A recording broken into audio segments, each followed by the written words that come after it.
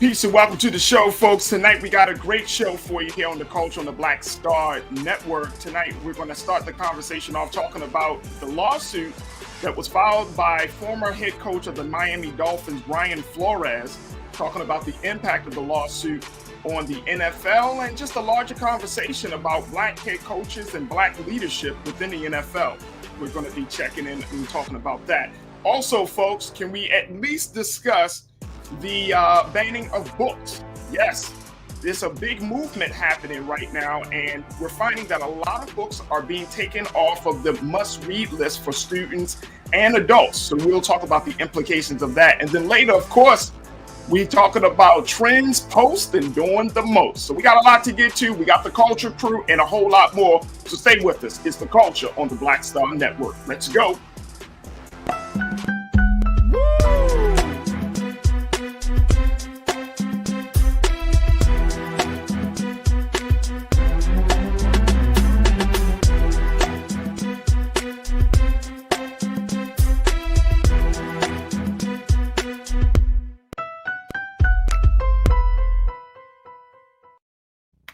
All right, folks, welcome to the show.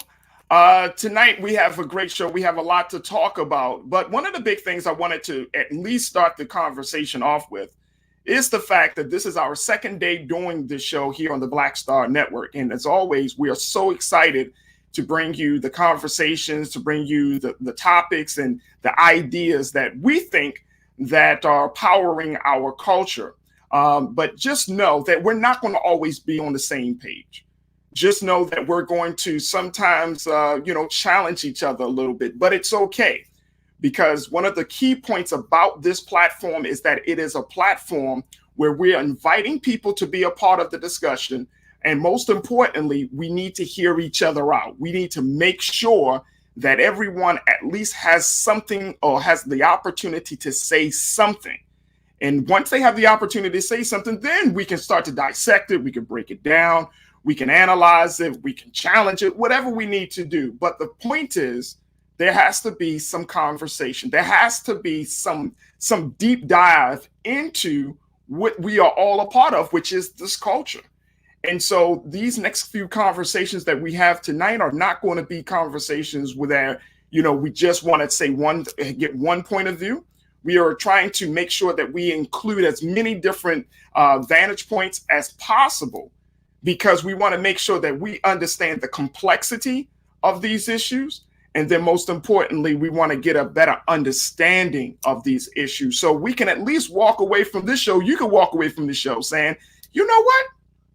I never thought of it that way. I thought that it was one way. This person had enlightened me.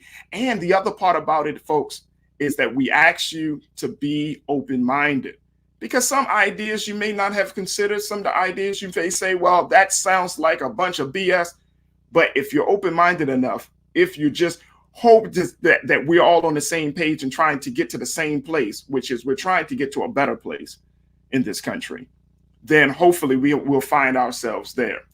All right. So I just wanted to throw that out there for you to let you know that the culture is the platform for us to have some of the big conversations, the small conversations, the comfortable ones, and the uncomfortable ones. Okay, so we'll have those discussions here.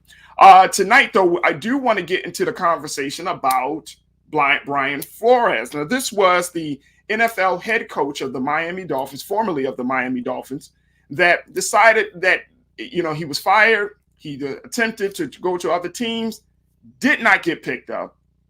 Even though he was only with the Miami Dolphins in a smaller period of time, he decided to file a lawsuit against 3 teams within the NFL.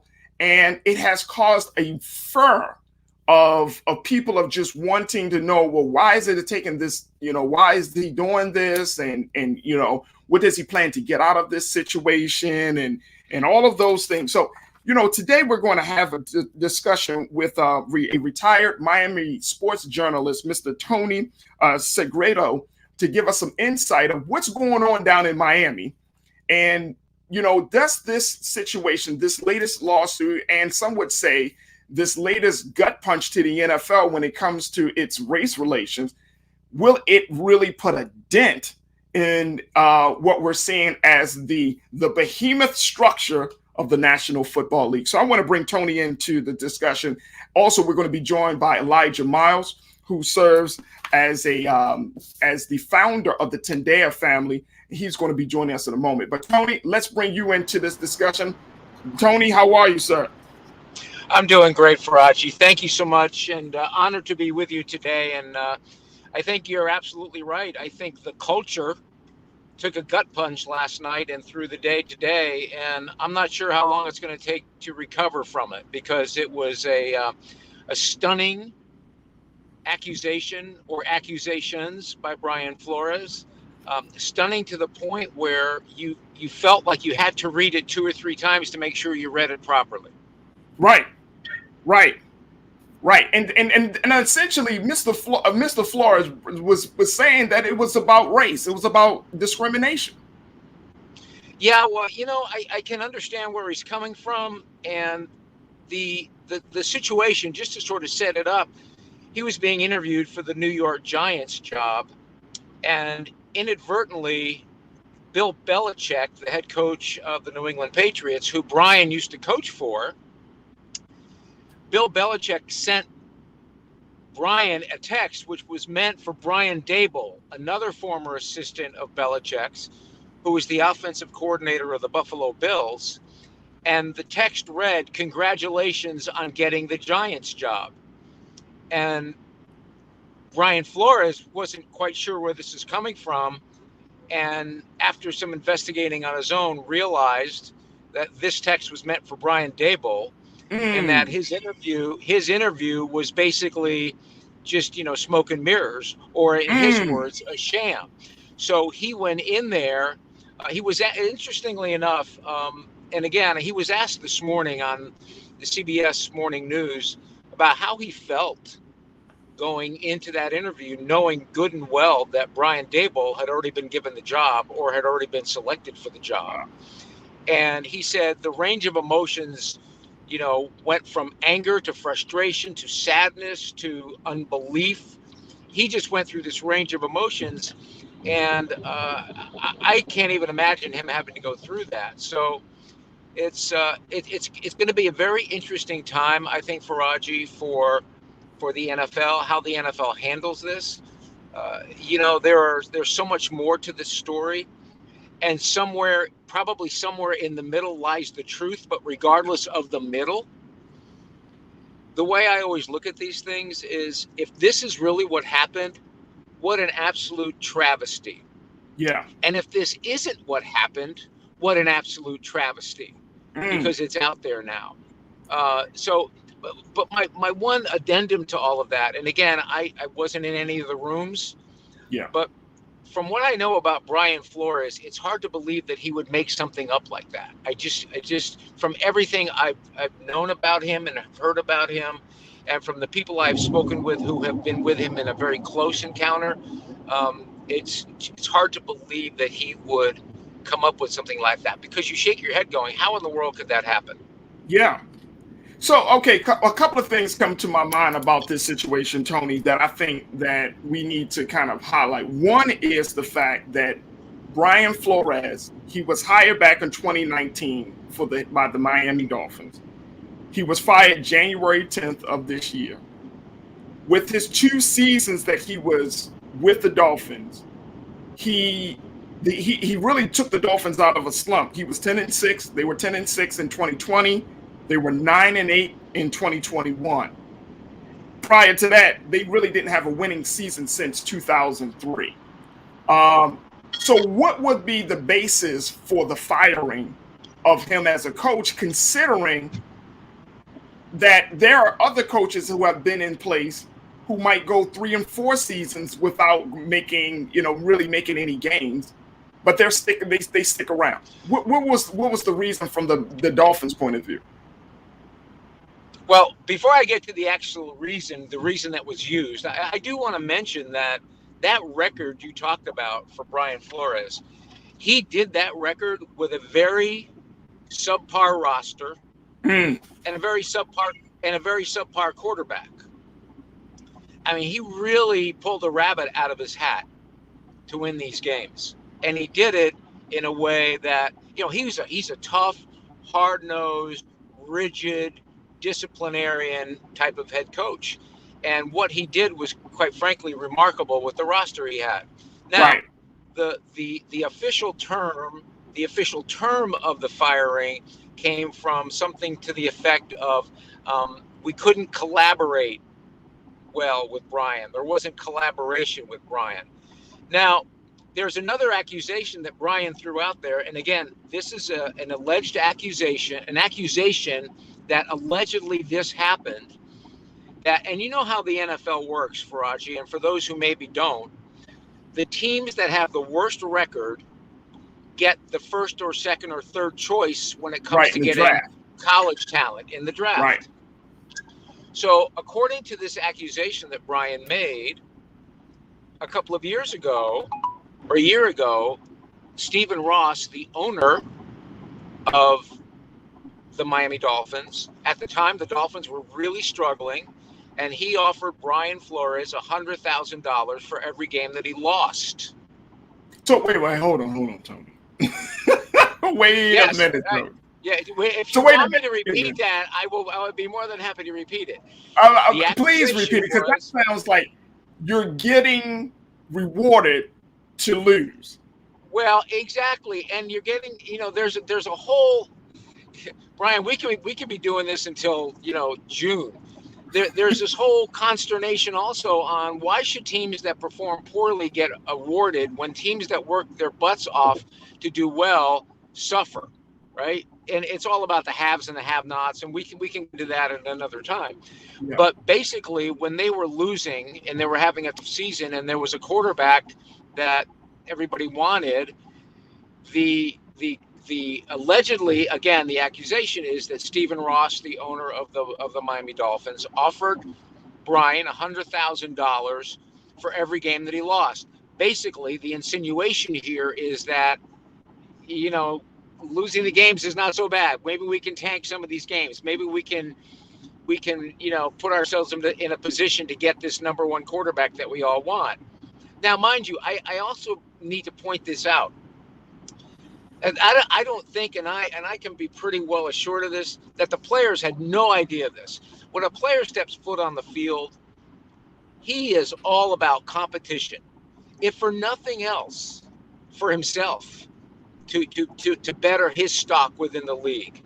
He is not going out there thinking, I'm going to, play it, halfway here.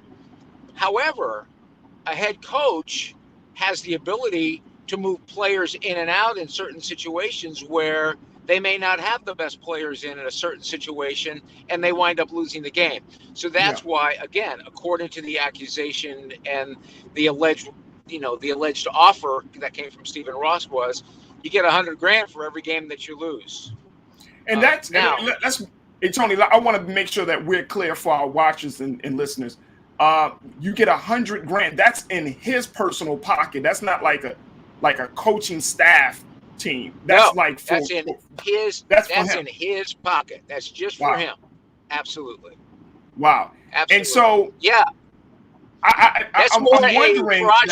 Faraji, can I interrupt you for a minute? Sure, go ahead. That's more than just a wow. That is, you have got to be kidding me. And then you can add wows in all capital letters followed by about 100 exclamation points. Right. Like first, Tony, and I'm not throwing any shade on your experience, but you've been around, you've been reporting on sports and you've been doing sports journalism for years.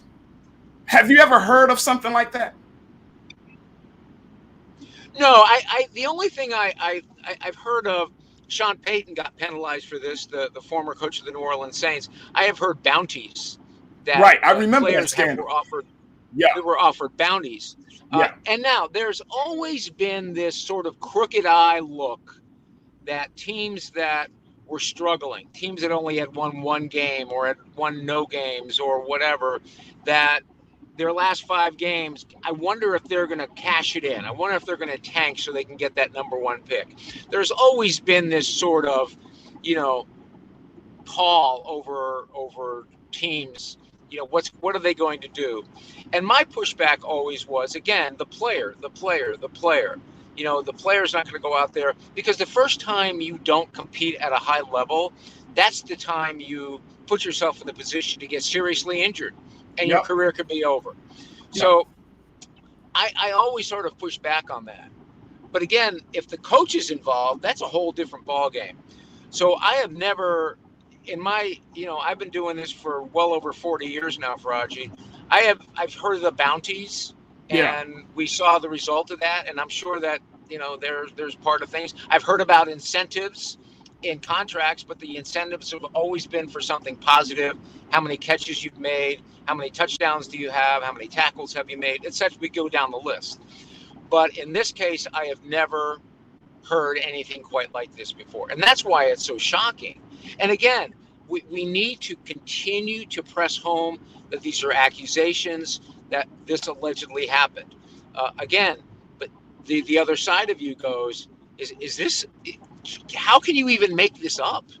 Yeah. It's one of those things where in your wildest fantasy, could you make this up? So we got to take a quick pause, Tony. When we come back, we're going to continue the conversation with you. I'm going to bring in Culture Crew member Elijah Miles to get his take on it. But I want to go further into the details of this lawsuit and the implications of this lawsuit, because I think that is the big part of this that we shouldn't just gloss over. The implication is the NFL has a black head coaching problem. The NFL has a black leadership problem. And we're seeing it more. It seems like the conversations are happening, but the action behind the conversations are lacking. And I want to get your take on that when we get right back. Folks, we got to take a quick pause. When we come back, more with Mr. Tony Segreto, who is a retired Miami sports journalist and broadcaster. We got the Culture Crew, Elijah Miles. And, of course, I want to get some of your thoughts as well. So stay with us. We got a lot to get to coming up here on The Culture on the Black Star Network.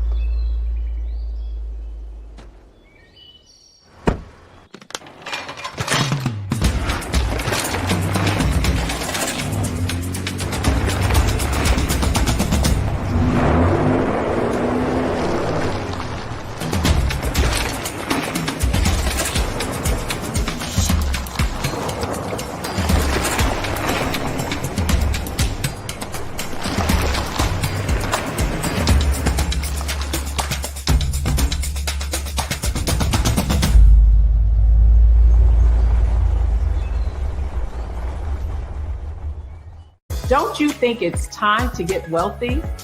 I'm Deborah Owens, America's Wealth Coach, and my new show on the Black Star Network focuses on the things your financial advisor or bank isn't telling you.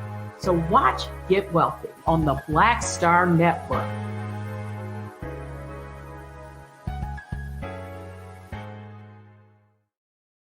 Pull up a chair, take your seat. The Black Tape with me, Dr. Greg Carr, here on the Black Star Network. Every week, we'll take a deeper dive into the world we're living in. Join the conversation only on the Black Star Network. Hi, I'm Dr. Jackie Hood Martin, and I have a question for you. Ever feel as if your life is teetering and the weight and pressure of the world is consistently on your shoulders? Well, let me tell you, living a balanced life isn't easy. Join me each Tuesday on Black Star Network for A Balanced Life with Dr. Jackie. We'll laugh together, cry together, pull ourselves together, and cheer each other on. So join me for new shows each Tuesday on Black Star Network, A Balanced Life with Dr. Jackie.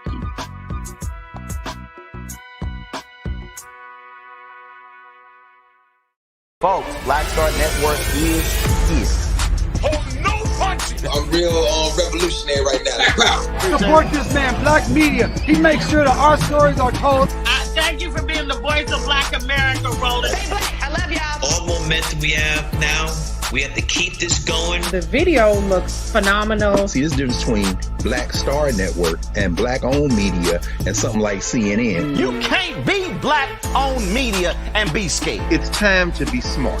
Bring your eyeballs home. You dig?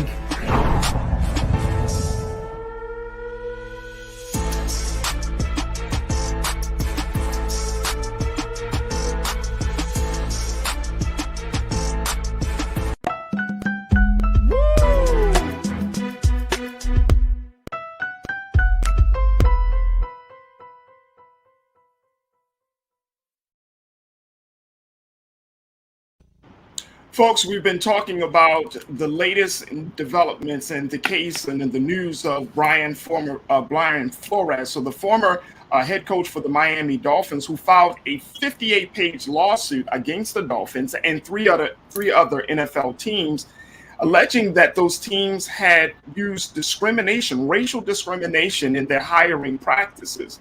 Now, Mr. Flores has said that in his attempts to go out for jobs with the New York Giants and other teams, that they did not inform them that they either already chose someone or that they kind of kept putting his interview in a place where they really didn't take it seriously. He said that in some cases it looks like it was a sham. So we've been talking to retired Miami sports journalist Mr. Tony Segreto to give us some insights in the latest developments on this case and on the story. And we're also going to be joined in a moment by community organizer and founder of Tendea Family, Elijah Miles, who's a part of the Culture Crew, to let me know what his insights are.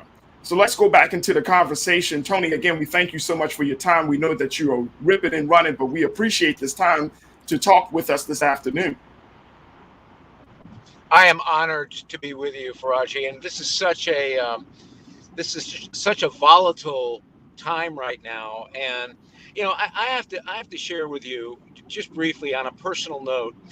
I was brought up in the era where one of my closest, if not my closest friend in high school, when we'd walk to the bus stop together, he would have to go sit in the back of the bus, and I would go on road trips with my parents, and you would see separate water fountains and separate showers.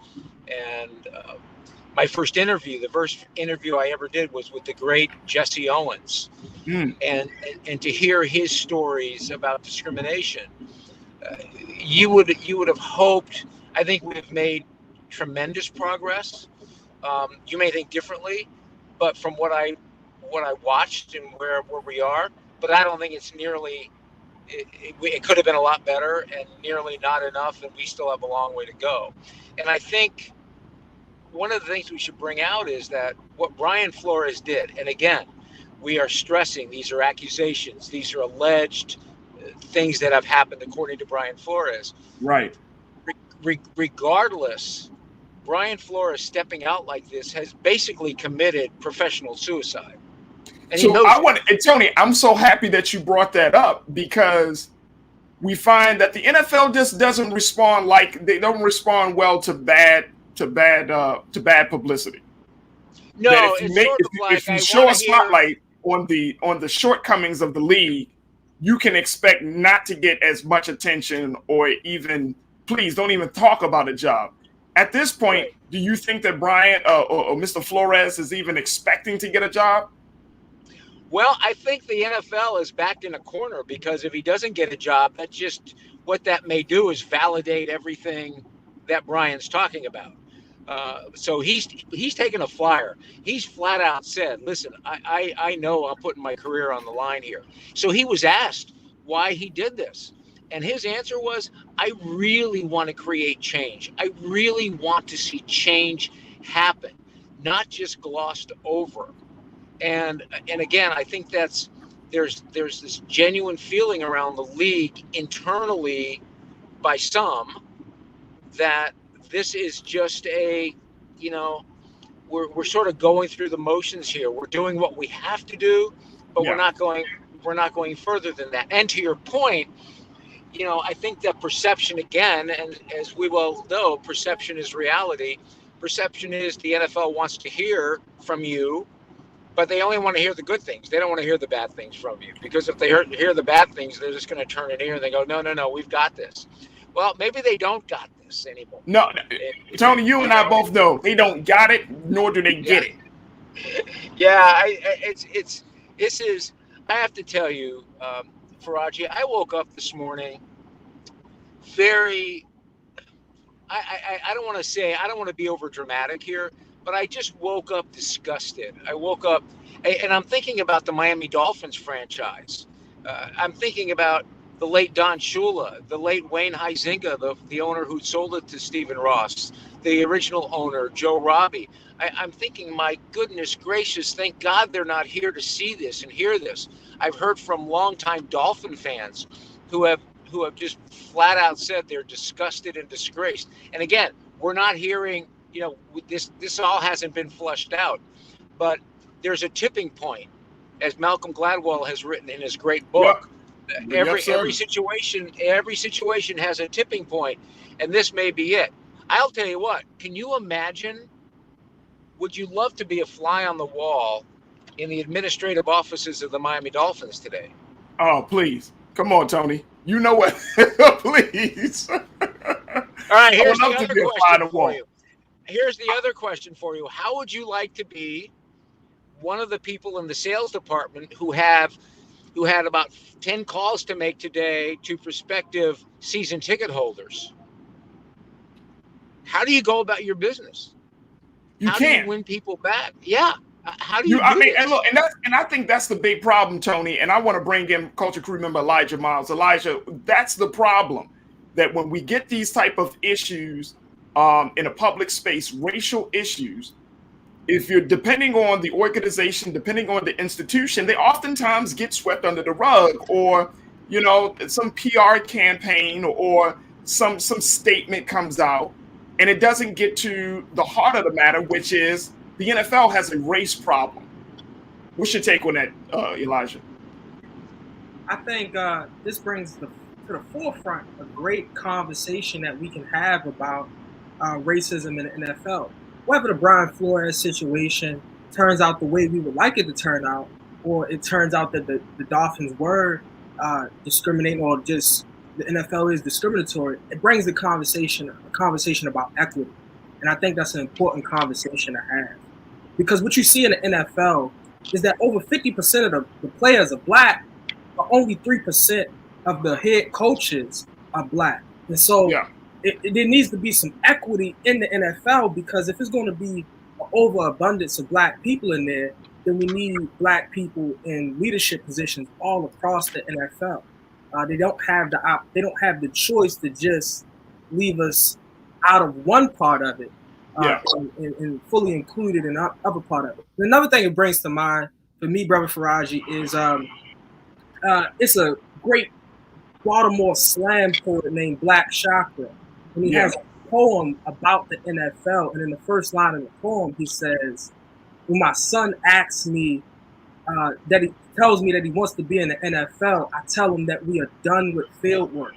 And so the NFL has a lot to do when it comes to racism and different things like that, because it's often associated among black people as the plantation for our talented black people black men all across the country. So it brings to light a great conversation that we can have about race. And to your point, Elijah, Tony, it's interesting that this situation comes after we have seen the NFL put millions of dollars into the Inspire Change campaign, which is just that, a campaign, right? Where I feel like it comes from, Roger Goodell's office more so than from the offices of these owners of these teams. But as they put this together, I remember as I was watching throughout the season, reading on the helmets, "End racism, stop this," you know what I mean? And all of these things, this messaging, the messages were something like, "Oh, the NFL is going to take a proactive approach." The messaging was, "Oh, the NFL is going to change its ways." Oh, the messaging was, we know that we really messed up with Colin Kaepernick. We're going to do better. And then this happens. So in your opinion, in your experience, Tony, Can the NFL recover? Can they redeem themselves? Or they just got to deal with this thing straight on? What can they do? Because they're not doing anything right now. To your, first of all, to your point, I think from Goodell's office is one thing, but then what teams do is another, right? Exactly. These are multi-million dollar, sometimes billion-dollar owners who go, listen, this is my candy store. I'm going to do with it what I want, right? Okay, so you've got it at the top. So where is the disconnect, and how do we control all of that?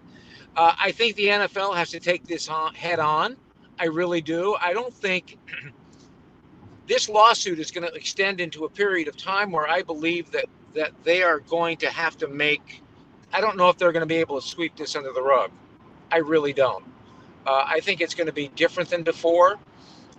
Or at least I hope it is.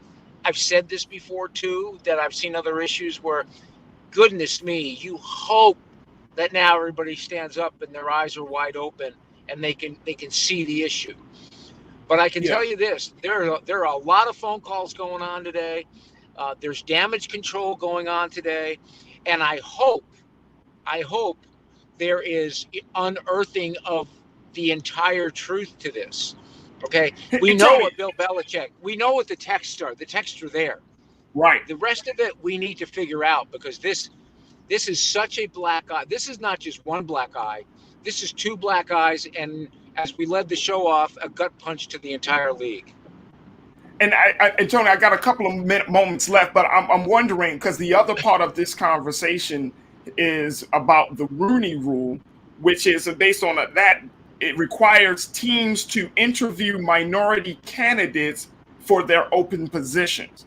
So how does that apply in this situation? And it sounds more like an attempt to force teams, instead of teams looking for qualified, black or brown applicants, to force teams to do it. Like they can go through the process, but they don't have to make the decision with the black or a person of color candidate. So how does that play? Talk to us a little bit about that. Exactly. And I think Brian Flores, according to his accusation, experienced that with the New York Giants in particular, that it was a sham, that it was, they were doing their deal. They were doing their duty. They were, filling all the X's and the check marks in for all the things they needed to check. They interviewed, a black coach, even though they knew flat out they weren't going to hire that black coach because they already made up their mind to hire another coach. So at what point do you say, well, then this is a sham. This is a joke.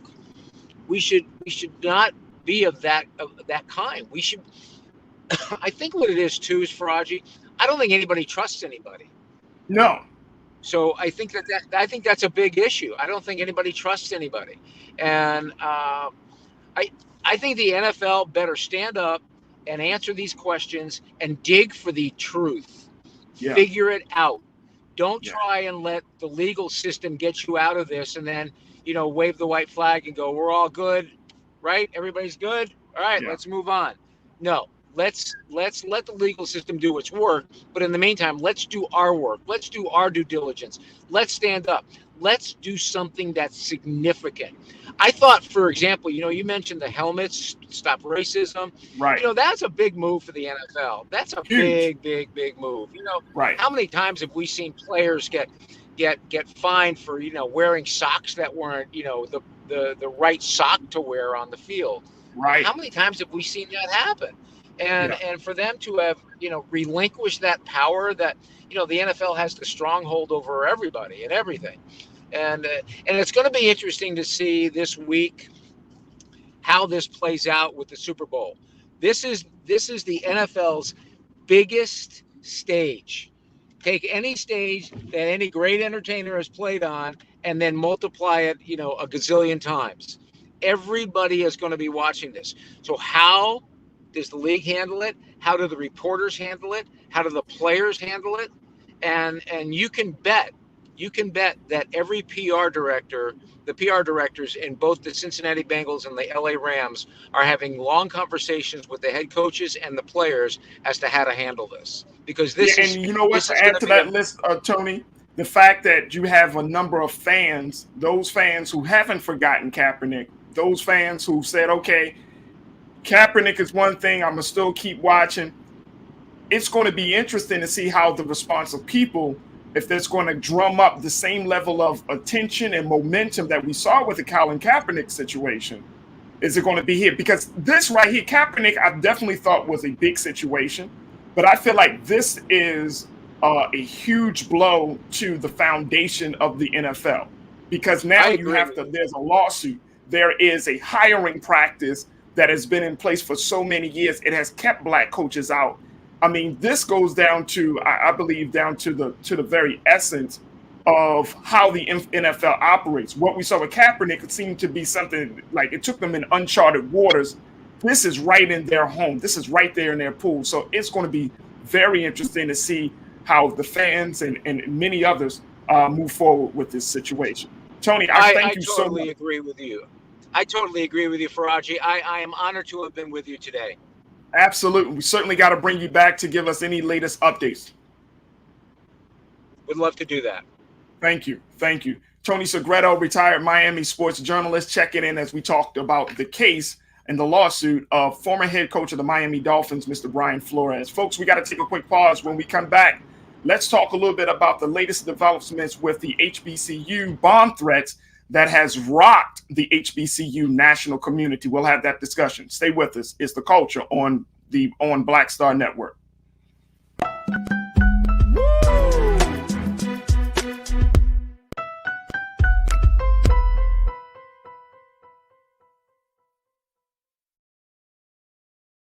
Pull up a chair. Take your seat. The Black Tape with me, Dr. Greg Carr, here on the Black Star Network.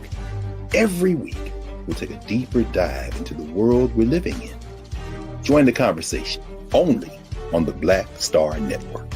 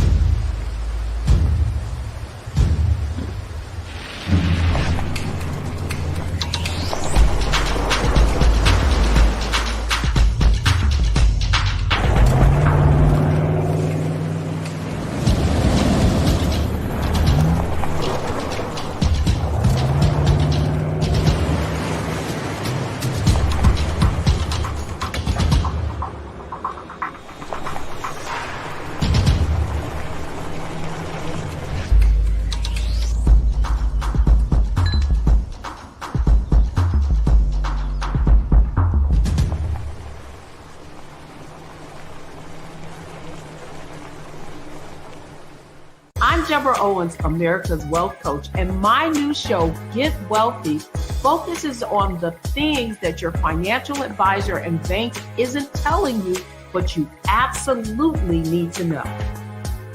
So watch Get Wealthy on the Black Star Network.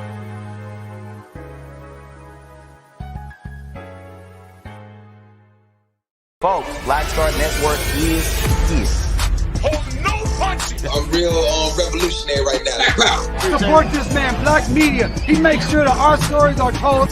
Thank you for being the voice of Black America, Roland. I love y'all. All momentum we have now, we have to keep this going. The video looks phenomenal. See, there's a difference between Black Star Network and black-owned media and something like CNN. You can't be black-owned media and be scared. It's time to be smart. Bring your eyeballs home. You dig?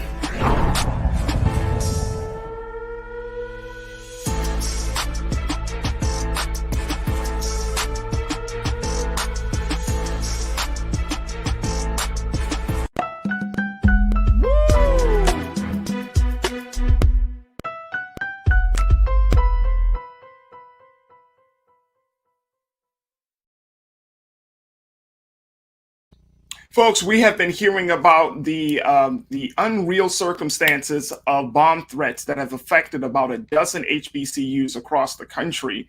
Today, it was just announced just a couple of hours ago that 6 tech-savvy juveniles are persons of interest in this case.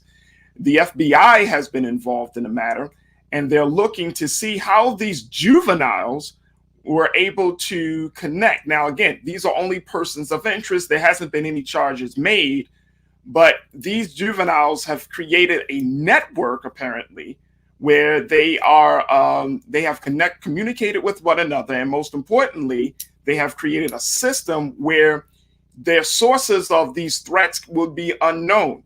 Now, the FBI says that these threats were made out of a space of being racially motivated, and they said that all these juveniles who are suspected of making the threats appear to be tech savvy, using sophisticated methods to try to disguise the source of the threat. And they have they're still, of course, it's still investigating. Now, some of the schools that have been affected by this bomb threat, in addition to Howard University was the first school. There has been the University of the District of Columbia in DC, Morgan State University in Coppin State, here in Baltimore, Fort Valley State in Fort Valley, Georgia, Kentucky State University, Xavier University of Louisiana, Edward Waters University in Jacksonville, Alcorn State University in Lorman, Mississippi, Mississippi Valley State University, Mississippi in Itabena, Mississippi, Rust College in Holly Springs, Mississippi, Spelman College in Atlanta, Jackson State University in Jackson, Mississippi, and Tougaloo College in Tougaloo, Mississippi, all reported bomb threats yesterday, but they had finally issued an all clear order yesterday as well. I want to bring in my culture crew member, Elijah Miles, who is an alumni of Morgan State University. Elijah, to hear that there are 6 juveniles possibly behind this situation, racially motivated, that will impact HBCUs. I mean, I'm just like, juveniles. What? What's your take on the matter? Well, first we have to do everything we possibly can to protect HBCUs. It makes me think back to the history of HBCUs. And so here you have a people that come right out of one of the worst parts in history, the history of humanity, slavery. And the first thing that they do is set up universities and colleges to educate their people, and have been educating their people since right after slavery. So like my school, Morgan State University, the illustrious, made in 1867.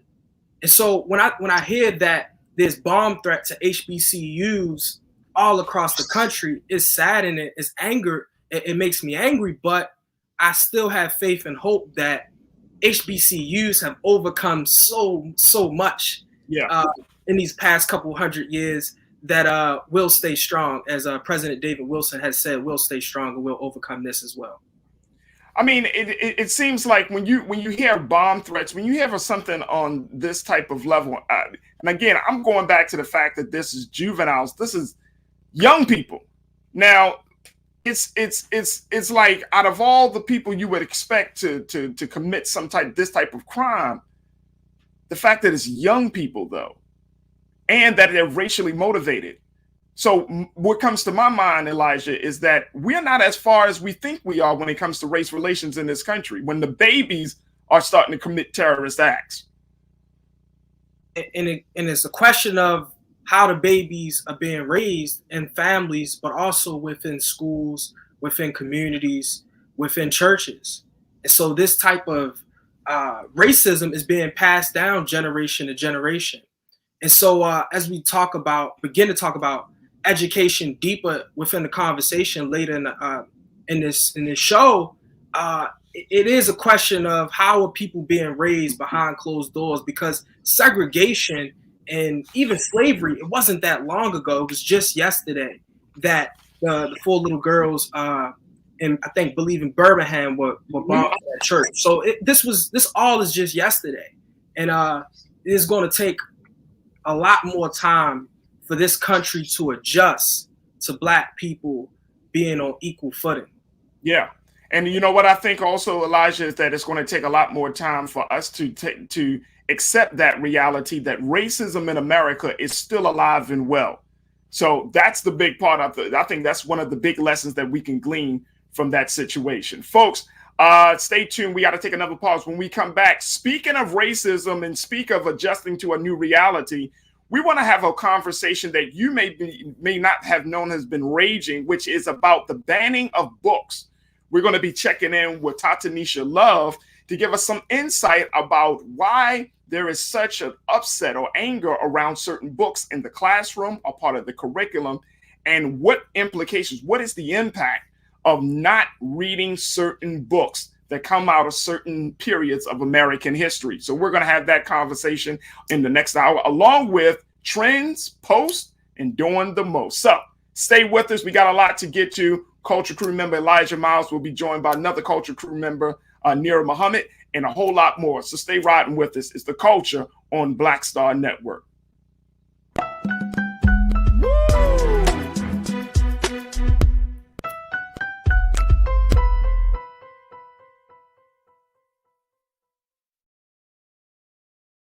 Don't you think it's time to get wealthy? I'm Deborah Owens, America's Wealth Coach, and my new show on the Black Star Network focuses on the things your financial advisor or bank isn't telling you. So watch Get Wealthy on the Black Star Network.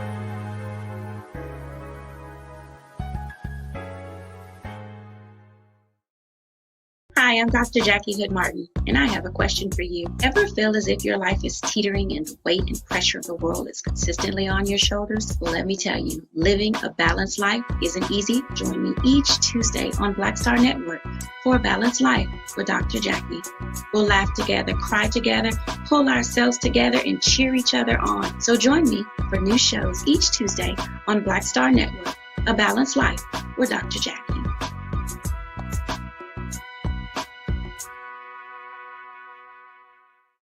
Pull up a chair, take your seat. The Black Tape with me, Dr. Greg Carr, here on the Black Star Network. Every week, we'll take a deeper dive into the world we're living in. Join the conversation only on the Black Star Network.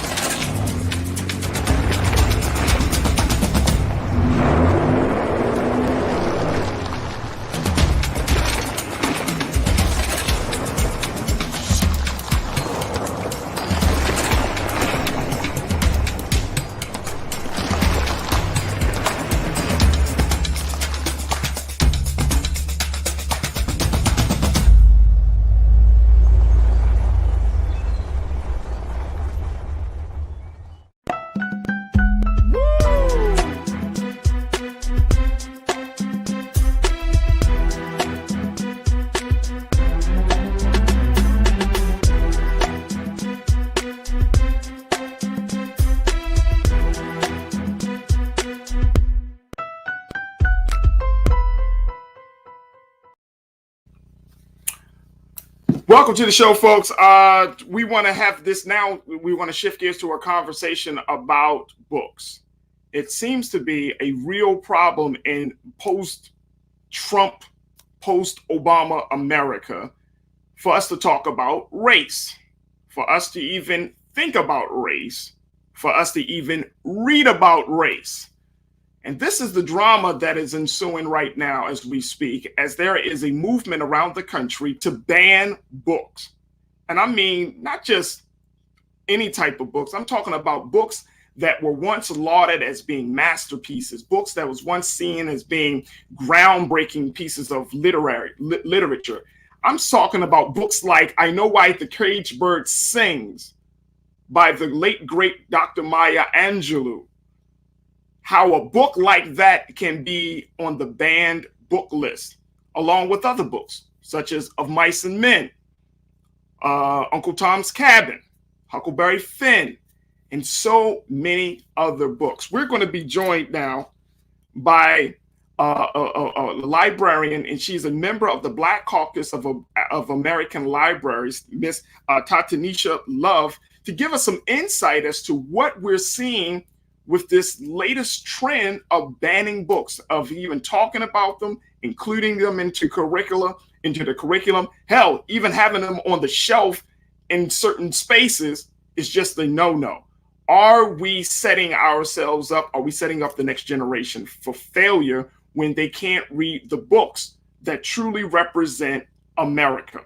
Tatanisha, I want to thank you so much for being a part of the conversation, and welcome to the show.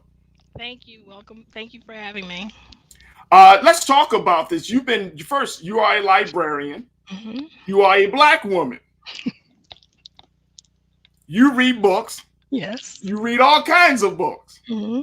Right?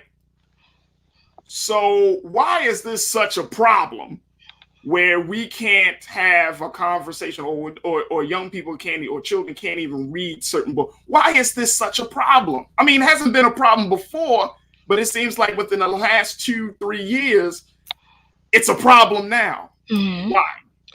And real quick, I was thinking about, because we spoke earlier, I was thinking about the fact that in the past there were issues with groups trying to ban books in schools and public libraries, school libraries, etc. So it has happened before, but the big thing about what's going on now is that there's a big push, it seems, especially if you look at the list of books that have been proposed to be banned from the school libraries in Texas. The majority of the books either have characters of color, or they're by authors who are minorities, Black, Asian, Hispanic. And it seems as though the push for the majority of books that are being asked to be banned from the school libraries tend to be books that some people and groups find to be a problem for them and their information that they want to share with their children at home. So that's one thing that's going on. And a lot of times when books are being banned, or there's a push to ban books, there's always a change that's happening in society. And so whether there's a group of people or groups of people that don't like to see the change that's happening in society, then they want to push to have certain books that don't have the themes and the messages and the characters and the authors that they feel should be in their homes or in the hands of their children. They want to make sure that no other children have those books. So it's quite a bit that goes on with it, unfortunately, but it has happened before. And right now, a lot of librarians and supporters and students actually are making sure that hopefully that this does not continue to succeed in different states.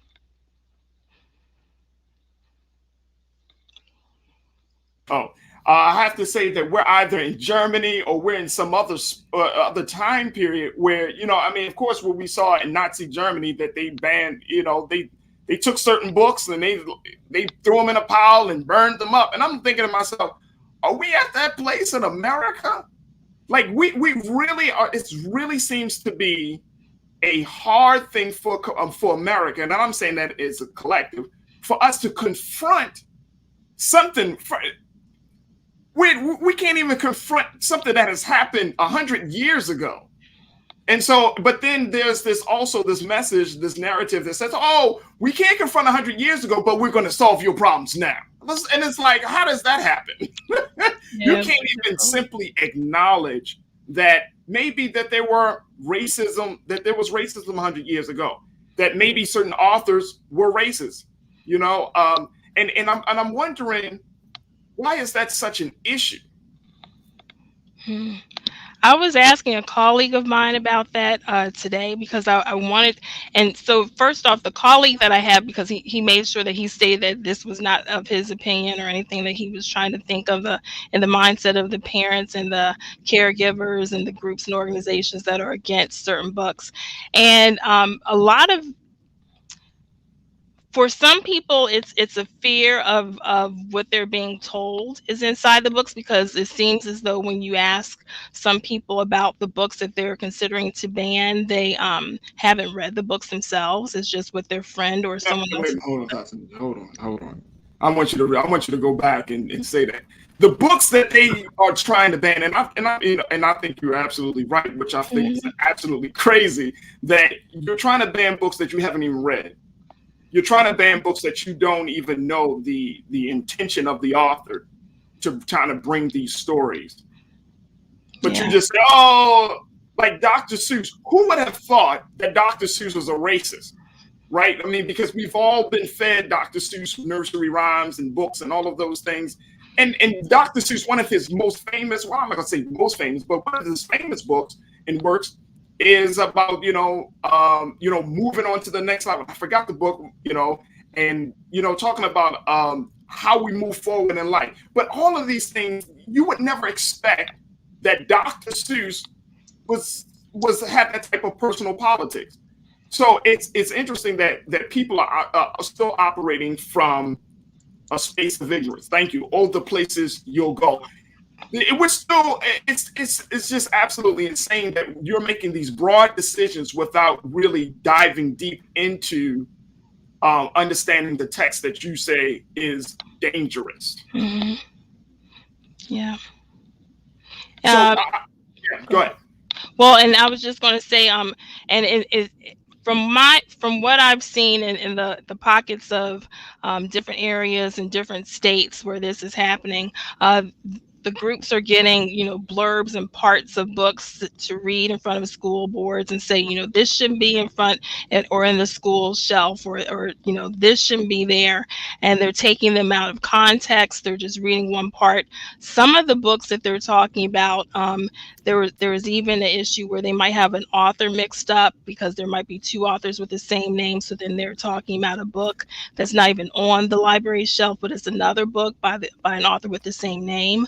Right. So the big thing is that people have to make sure they look at what's being in, certainly see what's in your school libraries and have a conversation with the school librarians to talk about the collections that are being there.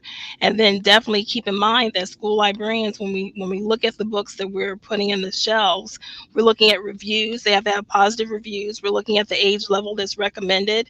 And we're also considering whether or not students have requested them, or the teachers, and then the age level and the appropriateness, and et cetera. So it's not just a whim where school librarians are picking books because the covers are pretty and putting them on the school library shelves. That just doesn't happen. I mean, there is, and for those who may not know it, but there is you have to get a degree. There is a degree that you can get in college called library science. There is a science behind working in a library or being a librarian. Before we take our next pause, I want to bring in Culture Crew member Nira Muhammad, who is an author herself. She's a writer. She's also an educator, and she is also my wife. So, Nira, thank you so much for joining us once again.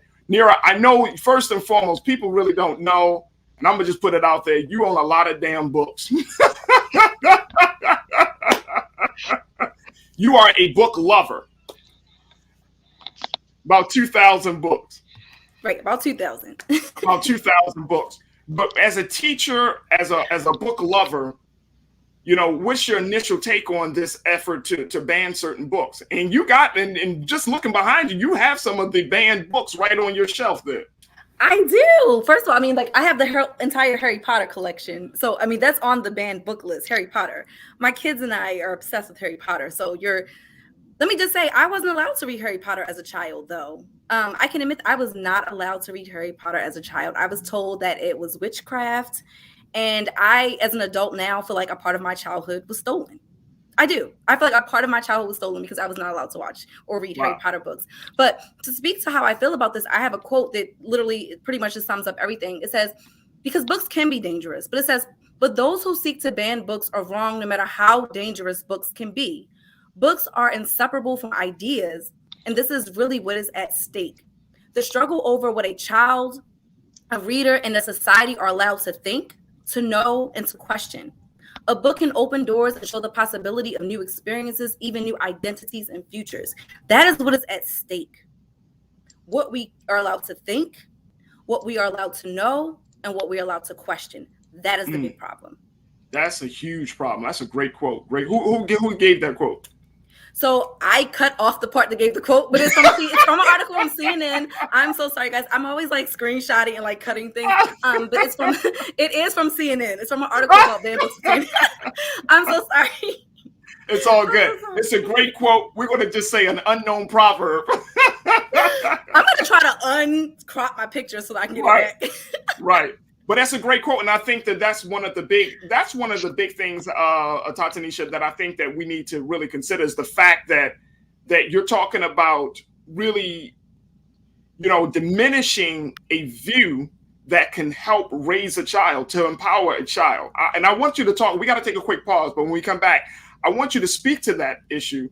That some of these books might come out of the minds of racist individuals or people who didn't think didn't think much of Black people, but there is still a reason why we need to read their works, and I want you to speak to that issue.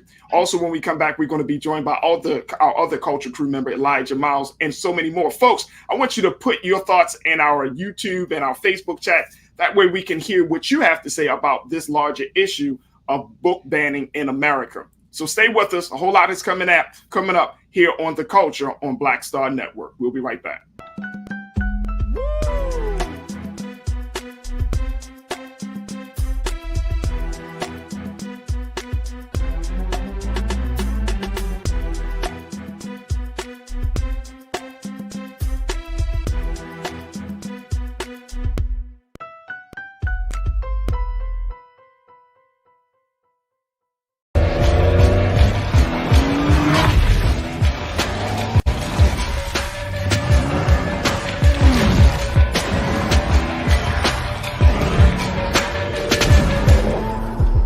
It's time to be smart.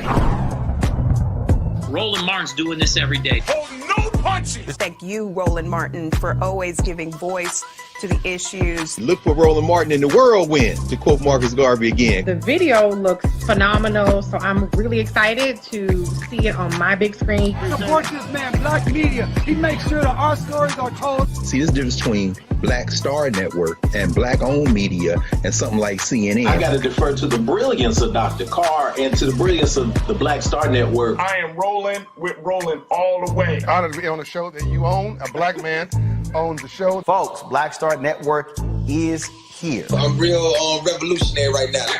Roland was amazing on there. Stay Black. I love y'all. I can't commend you enough about this platform that you've created for us to be able to share who we are, what we're doing in the world, and the impact that we're having. Let's be smart. Bring your eyeballs home. You can't be Black-owned media and be scared. You dig?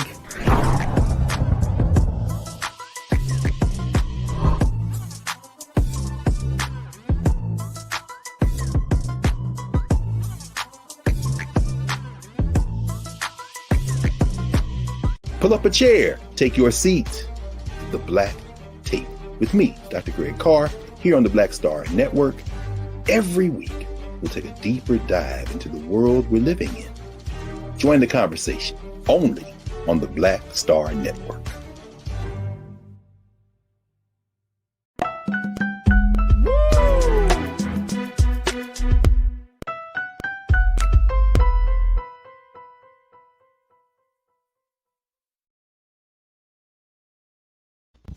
Folks, we've been talking about the issue of banning books in America, a movement that has taken libraries and schools, parents and teachers, and students by storm. We're seeing that in parts of the country, in some parts more than others, that book censorship is on the rise. According to the tracking from the American Library Association, there were nearly as many challenges, which is the ALA's term for requests to remove books, between the time of September 1st and December 1st, 2021, as it normally tracks in an entire year. I'm going to say that for you again. There were more requests to ban books within a 3-month period of 2021 than it was an entire year, according to the American Library Association. What is happening in this country? We're joined by Tatanisha Love, who is a member of the Black Caucus of Librarians. We're joined by Culture Crew member. She's a writer. She's an author, Nia Muhammad. And we're also joined by Culture Crew member Elijah Miles, who serves as the community organizer and founder of Tendea Family. What is going on? Tatanisha, before we get to our crew, I wanted to get your take on the ideas that Nia brought to the table, which was the fact that, you ban books, you pretty much are stunting the growth of an individual, of a child. You are making their world smaller. Why is it important for us to keep books on the shelves, even though those books may not be consistent with our values and our beliefs about ourselves? And the reason is because, and I think back to when I was a child starting to read, we want students to be able to have windows, mirrors, and doors, and that's a phrase that we use in the library world is windows, mirrors, and doors to see other cultures that are different from themselves, other experiences that might be different from theirs. Because when you think about the fact that we're in a global society, by having students, young people, be able to see and connect with, oh, I can see that person might be different from me, but we do have some similarities. That helps to open up a dialogue. And so the big thing about going into the 21st century, or actually moving into the 22nd with a global society, we want there to be a dialogue and for more people to connect and see that there's similarities and differences, and go from there. Yeah, I mean, Elijah, people are afraid of these books. I mean, one of the big reasons, and we got to say it like this, folks, and I'm gonna just let you know that a lot of these censures are happening in places that are Republican controlled, right? They are happening in those states like Texas and other southern states across the country where they don't feel comfortable. A number of Republican controlled legislatures are allowing these books to be censored. And they're pulling these books because they don't want to deal with the issue of looking at America's dirty, hard, corrupt, racist past. And conservative activists are even asking to pull these books because they don't want to deal with issues of sexuality, race, and gender. Elijah, talk to us, what's your take on that? What was deep is I've read articles, a bunch of articles on this, and what I found is that there are the right and left are both arguing about this, and they are both for censoring some books. It's just what books they for censoring. I think what this really is about a control over the culture and about a control over what kids will be, because I think the battleground for what America will be in 100 years, the battleground for what our kids will be, what ideas they'll have, what values be placed in them, that battleground is being fought in the classroom. And that's why you have the debates about critical race theory and the debates about the book banning, is because I think the deeper issue is really about what do we want our kids to be, and what ideas do we want to shape them as human beings, because education is extremely important. Books change so many of people's lives, changed my life. And if you allow certain books, I think this is part of what people's concern is, if you allow certain books taught in the wrong context to shape these children's minds, then you can very well make a racist in the classroom. On the other side, you can make a person like Malcolm X, you can make a person like Marcus Garvey, you can make a person that books do this opposite effect to. So I think it is a question of culture. And real quick, I would say that I think the question that we as Black people have to ask ourselves, while the right and the left is both debating about book banners and all that, the question we have to ask ourselves is whether it's a right-controlled school district or a left-controlled school district. Is the education we receiving currently solving the issues of Black people and the issues that the Black community faces? Because even in Baltimore City or in Black neighborhoods where they're Black districts, I don't think the education we're receiving, whether we read in Uncle Tom's Cabin or reading Maya Angelou, I don't think the education we receive is solving the issues that we face day to day in our problems. So it's a real higher question about education and the purpose of education and how we can use that as a tool for liberation for Black people everywhere. Let me just share with you just a couple of what folks are saying in our chat. James checked in and said, "You want doctors or soldiers? Take away your choice. No books, more soldiers. I see them from a mile away." Thank you so much, James. And people are saying, some folks are saying, well, at this point, what's left? If we can't even read about the history, Nira, of how this country is, or what has been generated as a result of this racist history of the dark history of America, how we're going to ever deal with it? Well, that's the thing. It's being swept under the rug. But I have to say, all these banned books are not just about racism. I mean, A Wrinkle in Time is on there. We have even The Handmaid's Tale, which is about women's rights. It's about our bodies. There's so many books in here. The Lord of the Rings, Bridge to Terabithia. Like, there are books that are about creativity. They're imaginative. They're about creating new worlds. So, I mean, we're really taking away critical thinking skills and our creativity. And even 13 Reasons Why is on there. So again, this is not just a black or a black thing. This is about real topics, real issues that are happening with our young people. If you take away 13 Reasons Why, the book, are you going to then ban the show? But there's so much that can be learned from 13 Reasons Why. There's so many discussions that need to be had and can be had from that book. So what are we saying to our children? What are we saying to adults? Are we saying, no, we want to create baby robots. We want everyone to think and act exactly the same. And to me, that's what I'm seeing happening with society. I want to share with you what they consider to be this banned book list. Because, these seems to be books that, Tatanisha, that I think everybody has probably even heard of or read. A Wrinkle in Time, The Absolute True Diary of a Part-Time Indian. Roll of Thunder, Hear My Cry. That's a classic. The Handmaid's Tale, classic. Catcher in the Rye, classic. Of Mice and Men, The Adventures of Huckleberry Finn, Forever. The Kite Runner, To Kill a Mockingbird, The Giver, The Outsider, 13 Reasons Why, as Nira said, Harry Potter, George, The Hate You Give. That book just came out. And it's like, you already, like, I would hate to be the author. You're just like, hey, I got a new book that's been banned. Like what the heck is happening? The Grapes of Wrath, The Color Purple, The Lord of the Flies, 1984, Song of Solomon, The Call of the Wild, The Lord of the Rings, Bridge to Terabithia, and I Know Why the Caged Bird Sings.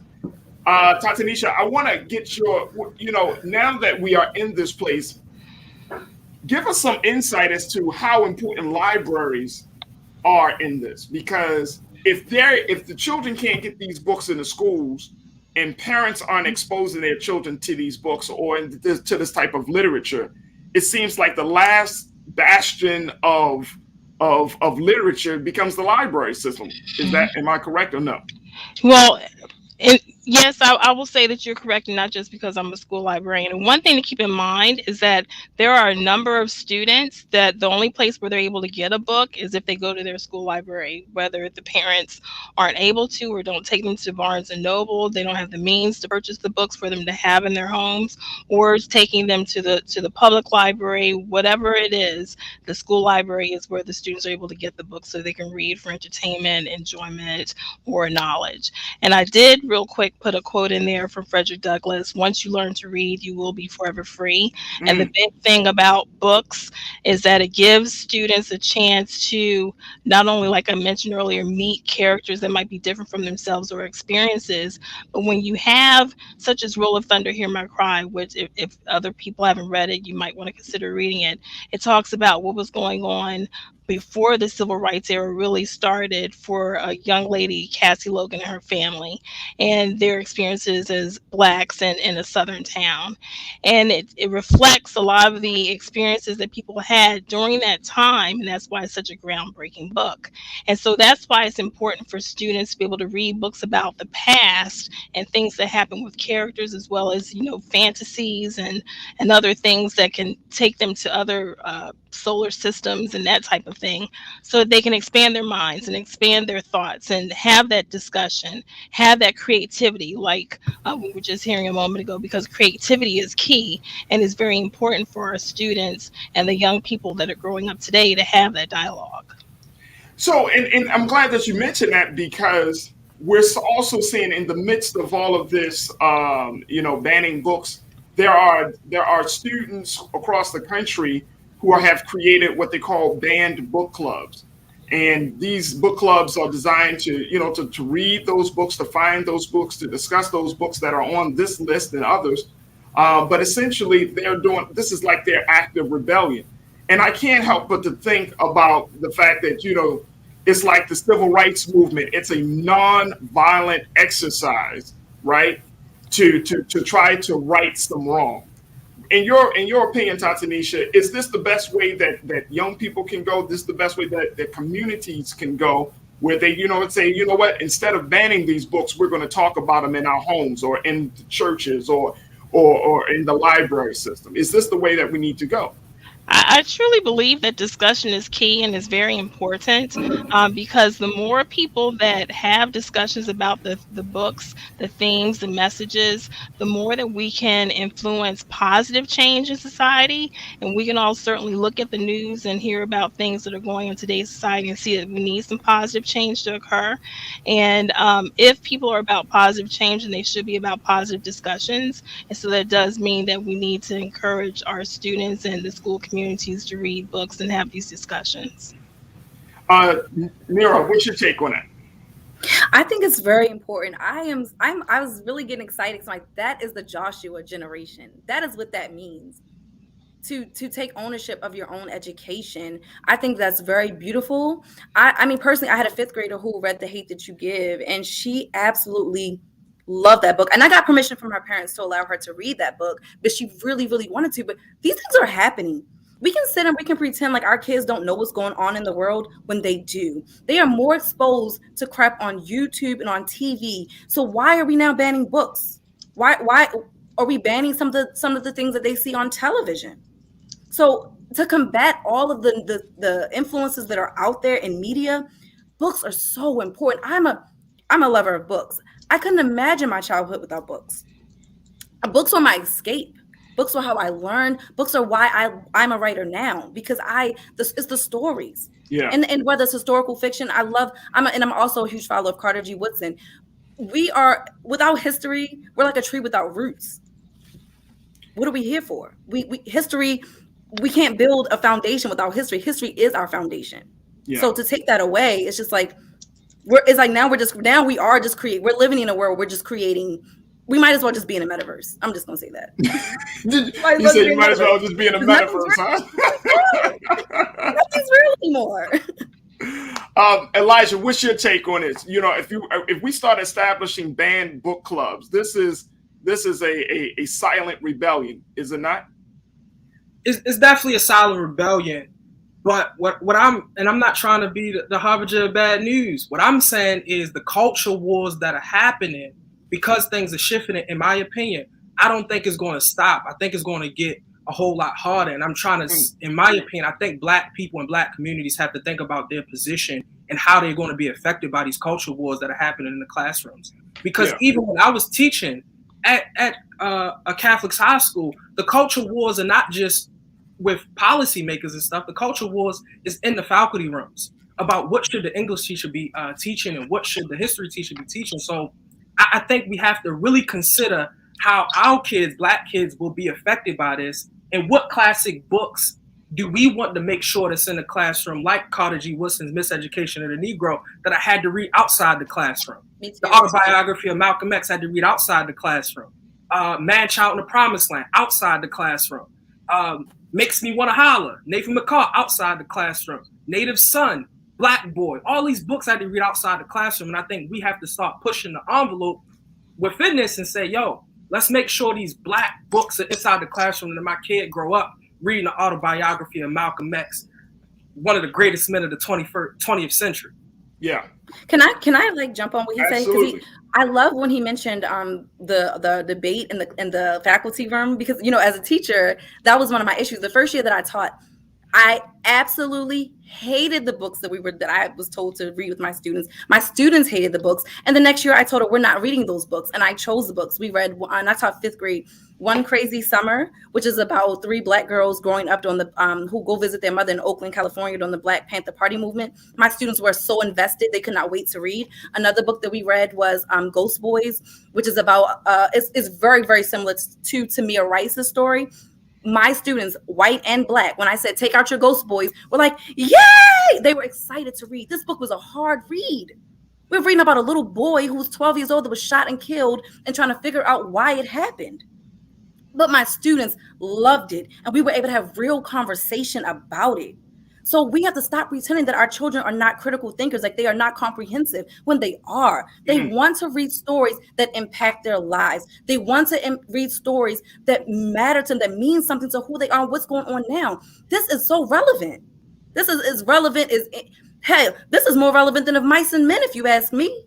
And it leads to a couple of questions, Tatanisha, where we're talking about, I mean, Elijah and Nira both had talked about the power and the role of the teacher, where teachers are making these decisions. How does the library system assist in that decision making, or can the library system assist in that decision making, whether locally or nationally, to ensure that these books are part of the curriculum? One thing about different school systems is that there has been quite a movement to make sure that there's books that reflect different cultures and outlooks and experiences. And so the role of the librarian is to make sure that we have books that are diverse in our collection. That's one thing that we've been talking about for the past almost 10 years, I believe, diverse collections. So we look at the representation, of races, cultures, LGBTQIA plus issues, whether or not there's a student or a character that has to deal with the depression or emotional learning type of things. And then if the teacher brings the student in, they have books where they're able to choose books that they're interested in reading, and then go from there. But then also with the curriculum, whether there's ties to the messages that are in those books that they're reading, what have you, we work with the teachers and the students, and then also with any other community groups that want to work with the students that way with reading. So there is an opportunity. Yes. And are you finding, because I know in terms of the work of the Black Caucus of librarians, is the Black Caucus saying, hey, you know what, we need to push the matter, or, advocating for that? Because it sounds like, especially in some of these southern states, and, Texas seems to be taking the lead on this, it sounds like there needs to be not just the voices of teachers and the voices of students, but there needs to be national advocates behind this movement and this measure. A lot of the library organizations are working together to make sure that we work on the state level as well as the national level to hopefully lessen or curtail the movement for banning these books. And because we realize that once the more books that are being banned in different pockets of society, the more it's going to increase in other areas because it sets a precedent. So we are working together to make sure that we're unified in our messaging, to make sure that we can get the word, the information out to others, parents, supporters, anyone, to talk about banning books and the fact that they should not be banned. And one of the other things about that, Elijah, is the simple fact that, if parents don't know, and you work with a lot of young people with Tendea family, but you reaching out to the parents to get them to see, like, this is important. This is not just about keeping your child in school, but this is about an ongoing educational experience that the child takes from school back to home, then go out into the community, and it creates a different dynamic. Can you speak to that? Yeah, it's extremely important because it was conversations. Some of my favorite books, it was conversations in the past about banning the books. One of my favorite books is up here somewhere. Yeah, man, you got like 1,000 books up there, brother. It was trying to read them all. But the spook that sat by the door was conversations about banning the spook that sat by the door, which imagines a revolution in the Black community around police brutality.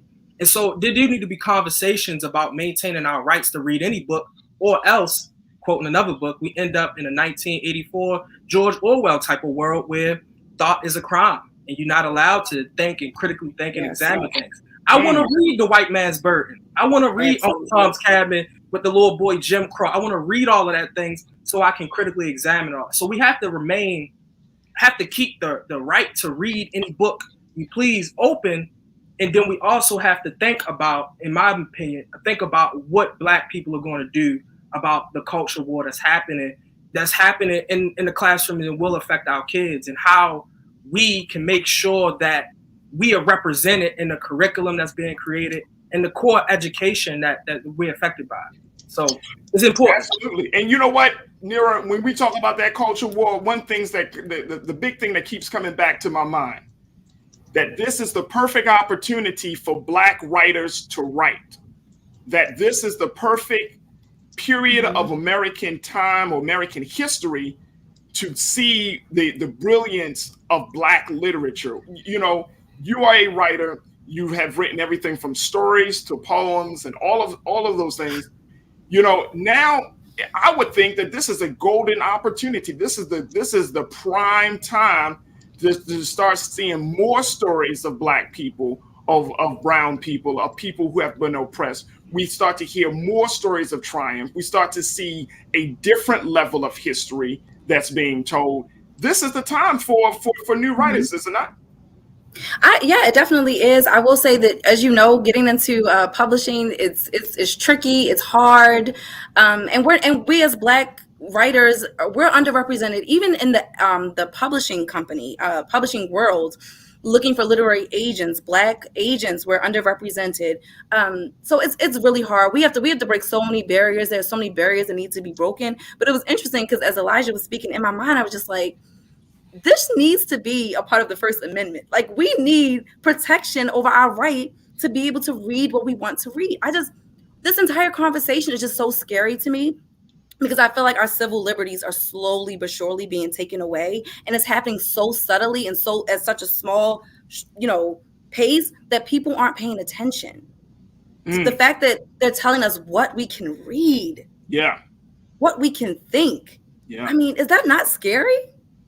No, it's beyond scary. It's beyond scary, and I think that's why we need to have these conversations, Tatanisha. I think that's really why it was important for me to say, okay, no, we need to discuss this, because it is that scary that now we're coming into quote unquote modern day America in 2022, and we're having conversations about banning books, when most people, and I know, the old saying is, if you ever want to hide anything from a Black person, that you put it in a book. But I don't think that applies just for Black people anymore. Most people, we are in an age of 140 characters. We're in an age of show me, that we're not past, that we're not cracking open some old book. You know what I'm saying? Like, we're not cracking open James Baldwin. We're not cracking open Maya Angelou or Dick Gregory, or we're not opening these books. We are scrolling. Faraji, it just made me think, nowadays our kids just want to read. They just want to read Dog Man, and I'm not crapping on Dog Man. I love that stuff. I love graphic novels, and I am the type, like, I will try to get kids invested. I don't care what you want to read. If I have to go buy a ton of graphic novels, a ton of books with basketball characters in it, whatever I can do to get my students invested in reading, I am going to do. That's what I did as an educator. My role was to get students on reading level, grade level. I had some students come to me at the beginning of the year, 5 levels below reading level. By the end of the year, they were on or above reading level. That's how serious I take books in my classroom. That's how serious books are. Reading is, oh my gosh, Faraji, I can talk about this all day. I know you can. I really can. I mean, you own 2,000 books. So. I love reading. I love what reading does to children's confidence, even in their writing. I've seen it. I've fostered it. And I just, the thought of taking these books away just breaks my heart. It kills me. Tatanisha, as we wrap up this conversation, what would you advise parents and teachers and community folks that are watching today's show? What would you advise them to do? What would you advise, either in support of the library system, who stand against book banning, but then also in support of making sure that our children, Black children, have a global education about who they are and the world that they're walking into? what would you advise at this point? I definitely advise them to definitely go to their school board meetings and talk about the need for the books to be in the schools, and for the students to be able to read these books, to have that choice and that voice. And the other reason why I say that is because the more times that we have parents coming in front of the school boards and making sure they contact their legislative bodies as well, it'll increase the chance for their voices to be heard, as well as the wants and needs of their children, because a lot of times it's only a certain group of people that are going to the boards where they're saying, hey, give us this and get rid of these books, and they're the ones being heard. So they got to take part in that dialogue, and then also work with the school librarian to make sure that that dialogue is being had with the students, so they can talk about the books that they want to see in the school library. Wow, that's powerful, and I'm so happy that we can at least have the conversation. Tatanisha Love, who's a member of the Black Caucus of Librarians, we truly appreciate your time today, and we thank you for your insight about this larger movement to ban books in America. Thank you so much, Tatanisha. Thank you. Folks, we got to take a quick pause. When we come back, trends, post, and doing the most with the Culture Crew. Stay with us. It's The Culture on Black Star Network.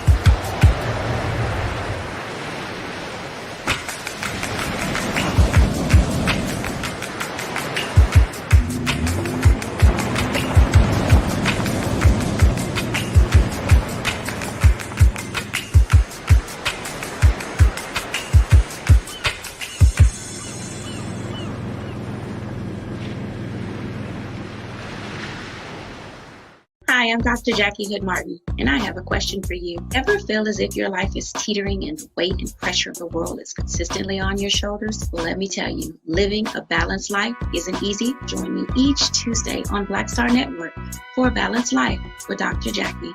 We'll laugh together, cry together, pull ourselves together, and cheer each other on. So join me for new shows each Tuesday on Black Star Network, A Balanced Life with Dr. Jackie.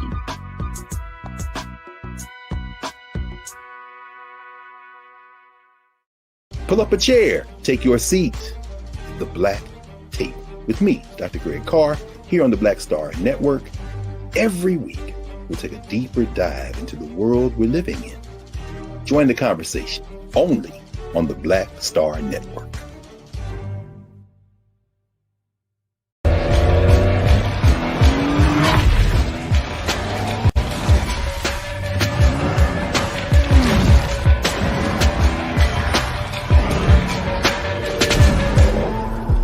Folks, Black Star Network is here.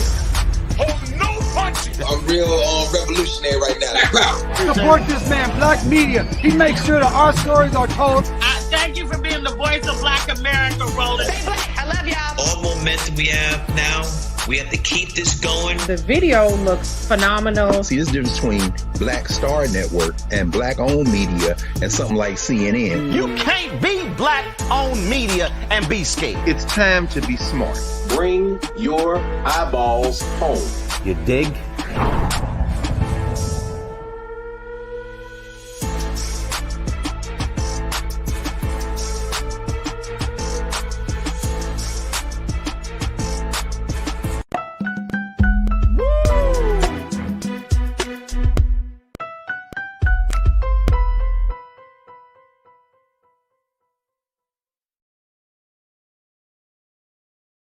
All right, folks, it's now time for our new segment, Trends, Posts, and Doing the Most.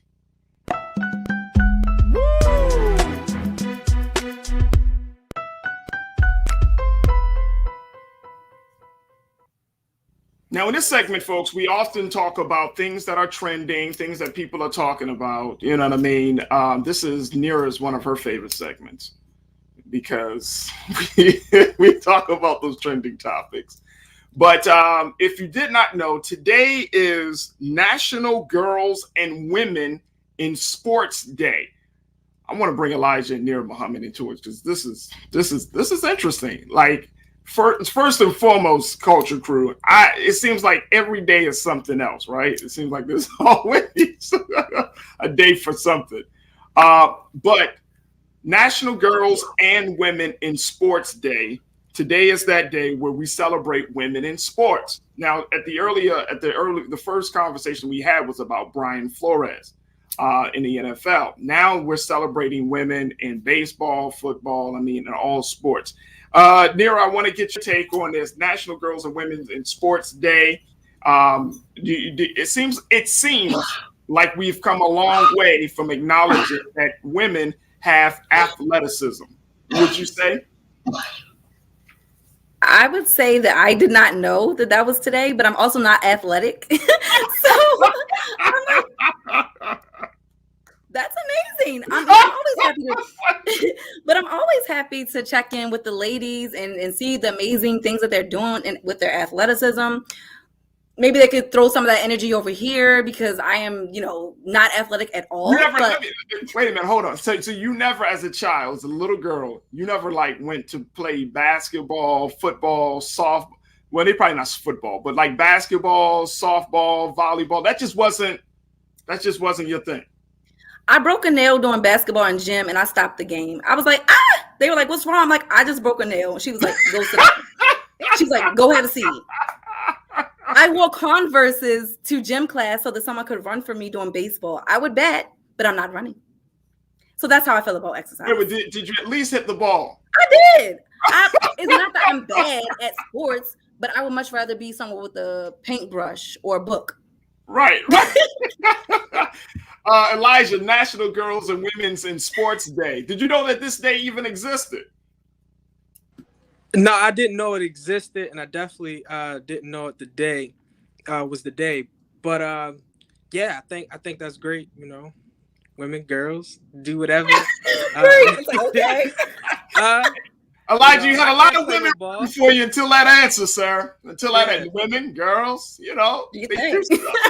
I can't play no ball. It was definitely some girls in high school that could whoop me in basketball. Oh, really? That's why I ended up doing what I'm doing because NBA wasn't NFL and NBA wasn't an option for me. So. Don't feel bad. I was good at badminton. Is badminton? Yeah, I was good at You talking about with the little birdie and the rackets? We had to play that in high school. Oh, okay. Was there like a league for badminton? No, it was in gym class. That's as far as I go. Oh, okay. As far as I go. I don't do organized group work. I don't do organized group projects. Yeah, we played that in gym class too. Yeah. You played badminton in gym class. Thank you, Elijah. Thank you. I'm so sorry. I might be showing my age right now. We didn't play that in gym class when I was growing up. I'm sorry. We just didn't play badminton. We had like volleyball, of course, basketball. I did that. But we didn't have like some of the and it actually with all due seriousness, it acts I'm glad that this day is being celebrated just because some people still believe that women should not get involved in sports, that women don't have the athleticism to run up and down a field or to do those things. And it's like, are you crazy? Like, what century are you living in that you believe that women should not be involved in sports? Elijah? Nah, women should definitely be involved in sports. I have a cousin that's just got a really big lacrosse scholarship for some big school. And I played lacrosse, but I'm not nearly as good as she is. She's my little cousin. But yeah, I think women should definitely be involved in sports. You learn a bunch about teamwork. I learned a bunch about order and how to collaborate to get to a objective? And do you also learn how to take opposition and learn how to lose and take it like a good sport? There's so many things you learn from sports, and that I learned from sports, even though I was never that good. Yeah. That's what I learned, Elijah, that I wasn't that good. That's what I learned. That's what you learned. That just wasn't your thing. I went to an all-girls school for high school too. So I mean, the thought of, girls don't play sports is like, well, there's only girls here. I wish that they told us that, because I would have been happy. That was my homeroom class. I had to take it at 8 o'clock in the morning. Like, I wish girls didn't have to play sports at that time. Right. Dang. Well, it happens. I'm glad it's happening. I think that more girls should get involved in sports and show up more boys like Elijah. That way that your people get Elijah, my God. So, Elijah, he coming for you, bro. That's all good. It's all good. It's all good. All right. So also that's trending on a more serious side of things. Police have arrested a number of men in the death of Michael K. Williams, who lost his life back on September 5th because of a drug overdose. Now, if you don't know, Michael K. Williams was a very, very, he was a top-notch actor. Most people know him as Omar from The Wire. And now, they've finally made some headway on the investigation into his death. He died in New York City. But it's such an unfortunate story that a man of such great caliber and talent loses his life that way. And, you're happy that they find the person that behind it, but more, it just doesn't take away the pain that a great, great talent, a great light has been lost on this. Go ahead, Neil. I would have to completely agree. I mean, anytime you lose someone to substance abuse, it's very, very hard. I lost my father to an overdose back in 2016 to substance abuse. And so I know how hard that is. So all I can say is that I send the warmest and sincerest love to his family and his loved ones, and I'm praying for them. And that's about as much as I want to say, because it's such a sensitive topic for me. Yeah. But for sure, keep them in your prayers, keep your judgments to yourself. We don't know what people are battling with. So yeah, that's about it. Just be very respectful and tread very lightly, because this is a very sensitive topic for a lot of people. This is a big issue in America. Opioids, drugs, it's a big, big, big issue here. No doubt. No doubt.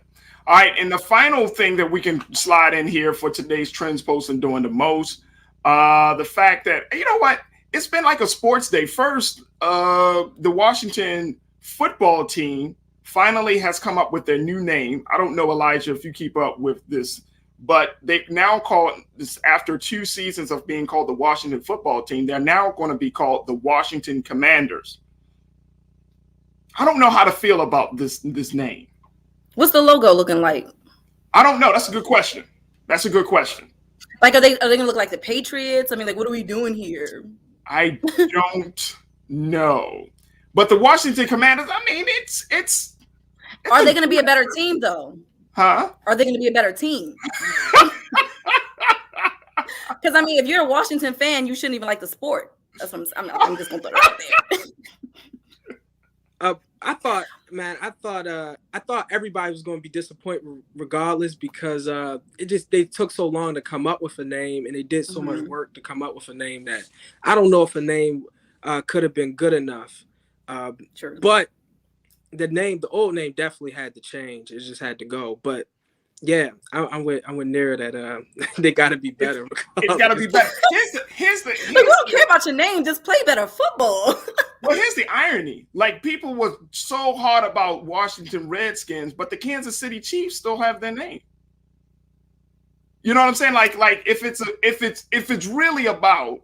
I will say, I want to say that there's a difference in the Redskin and Chief, because Redskins was, if you look at the history of that term, what that meant, that was not about the color of their skin. That was actually about peeling their skin back.